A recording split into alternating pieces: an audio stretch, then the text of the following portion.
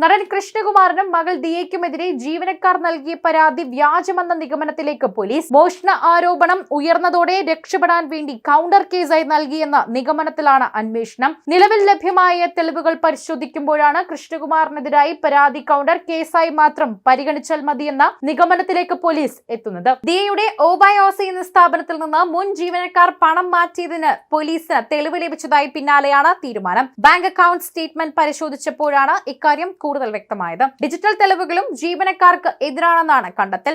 ജീവനക്കാർ പണം എങ്ങനെ ചിലവഴിച്ചുവെന്ന് പോലീസ് പരിശോധിച്ചു വരികയാണ്. ജീവനക്കാരുടെ അക്കൗണ്ടിൽ വന്ന പണം മറ്റ് അക്കൗണ്ടിലേക്ക് ട്രാൻസ്ഫർ ചെയ്തതായി തന്നെ കണ്ടെത്തിയിട്ടുണ്ട്. അത്തരം അക്കൗണ്ടുകളെ കുറിച്ചുള്ള അന്വേഷണം പോലീസ് ആരംഭിച്ചു. പണം പിൻവലിച്ച് ദിയയ്ക്ക് നൽകിയെന്ന് ജീവനക്കാർ അവകാശപ്പെട്ടിരുന്നു. എന്നാൽ ATM വഴി വലിയ തുകകൾ പിൻവലിച്ചിട്ടില്ല എന്ന് പോലീസ് കണ്ടെത്തി. ഇതോടെ ജീവനക്കാർ നൽകിയ പരാതിക്ക് യാതൊരു അടിസ്ഥാനവുമില്ലെന്ന നിലയിലാണ് കാര്യങ്ങൾ. ബാങ്കിൽ നിന്ന് ശേഖരിച്ച അക്കൗണ്ട് വിവരങ്ങളുടെ പ്രാഥമിക പരിശോധനയിലാണ് സാമ്പത്തിക ഇടപാട് കണ്ടെത്തിയിരിക്കുന്നത്.